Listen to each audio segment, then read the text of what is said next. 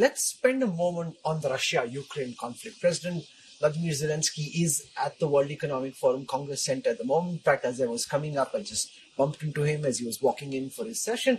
And the narrative at Davos seems to have changed on Ukraine.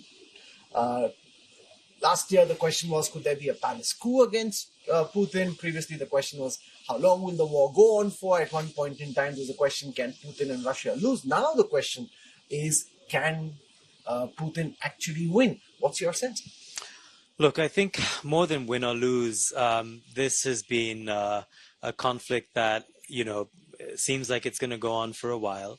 And I think you have to think of it in terms of what changes the status quo and at what point will the Ukrainians want to try and push for a settlement of sorts. Maybe Putin doesn't want it. Well, Putin actually privately has signaled that he would be willing to seek a settlement of sorts. And wasn't that earlier when we didn't know as much as we do now, and the fact that maybe Trump wins in the US and Putin says, hey, I just need to hold on to November, and after that I can knock these guys out? Yeah, that could well be the case. Putin is betting on Trump winning, for sure. Ukraine is betting on Biden winning, absolutely. So the stakes are clear there. I think both sides also will want to try and push for a settlement at a time when they are in the ascendancy. So, the timing is going to be very important for both sides. Ukraine has several milestones to look forward to this year. I mean, the spring and then summer and then winter counteroffensive didn't work out. It doesn't seem like they have the ammunition to push again for a counteroffensive until maybe 2025. So on Ukraine's point of view, this is going to be, mostly a defensive kind of maneuvering throughout 2024. But however, on the diplomatic front, they are trying to reorient some of their military supply chains through Europe rather than just depending on America. So they're very concerned about Trump, but they're also planning for a world in which Trump is president. Look out for the 75th anniversary of NATO, the big summit in June, where Ukraine is going to hopefully push for assurances and get them that it will eventually join NATO in 2 or 3 years. And those are all things that could lead to a pathway towards a settlement. And the reason why I say that is if NATO were to agree to create a pathway for Ukraine to join, then it would agree to defend the parts of Ukraine that Ukraine currently controls. So about 80% of the country, which would then mean that NATO has to defend those 80% sort of parts of territory that Ukraine does control. That'll be big. If that happens, we might have the beginnings of a settlement in 2024 that will likely take longer to work out, 25 or 26. But this is a war that will continue for a while. What's your reading? How is this conflict likely to play out from here? And what does it mean for India?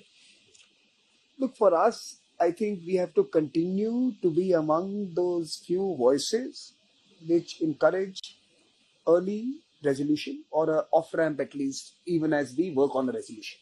So I think there are two parts to it. First, there has to be a working ceasefire. It could still be, it could still involve military build-ups on both sides, but let's try and get the fighting to stop. I think that's the first thing we need to look at. And then let's try to carve out something that is workable.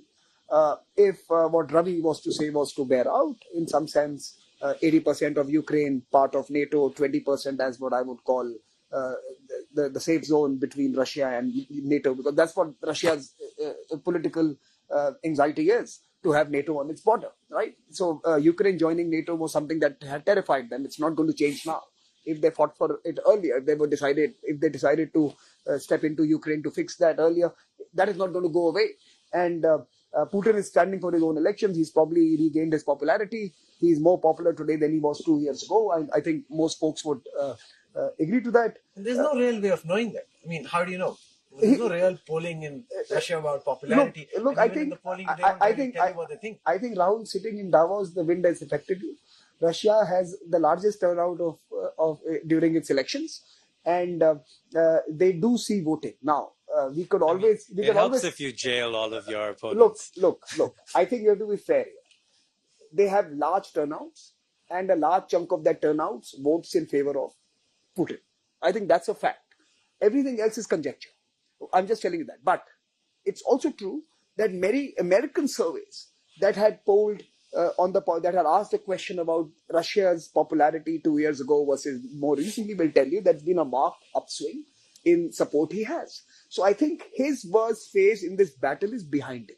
He is far more confident of a new plan that had emerged post the early setbacks that, and by the way, they were not just early, they were long sustained setbacks for nearly 1 year. It was a tough 1 year for Russia, for a war that they considered to be over in 15 minutes, so they wanted it over in 15 days, was lasting many months. Sorry, I said years, I meant 15 days. Now, it was a long 1 year for them. It was a long winter for him. I think those days are behind them. I'm not sure that he is waiting for Trump's election. I'm sure his plan is immune to American politics. Great powers make their own, and they certainly consider themselves as one, and they make their own assessments. I think Ravi is absolutely right. He would like a ceasefire when he believes he can negotiate a better outcome. And the NATO would want a ceasefire when they can negotiate a better outcome. Ukraine is not a player in this. Ukraine is the proxy used by a $40 trillion and a multi-country coalition that is negotiating the terms of Europe's future. It is now no longer about the conflict that started 2.5 years ago. Its resolution is about the clutch of EU 27 plus America and a few others. It's about the 30-odd countries sitting on one side with a $40 trillion GDP and a $2 trillion GDP sitting on the other side, negotiating the terms of resolution of Europe. So I don't think this battle is about, I think invoking Ukraine is not necessarily correct. It is a Western Europe, America discussion with Russia on the future of Europe. And both sides would like to do this discussion on terms that benefit them. Yes, Russia may believe that waiting a few months, holding out a few more days might allow them to negotiate better terms. But I suspect both America and Russia are in conversations already. I don't suspect, I know they are. And they are talking to each other at various levels. And I don't think the Europeans are very excited about that. But I do know that at least the American security, intelligence, and thinking community has been discussing the possible off-ramps, has also been throwing trial balloons through media and other discussion forums, is also reaching out to think tankers in Russia or academics in Russia to have conversations. There is an effort. I'm not sure in an election year the Americans can go beyond, can go the whole way in pushing this towards a certain direction. And I don't think Russia is harmed by waiting for it to get over, the elections to get over. It might result in an outcome that might be more favorable to them.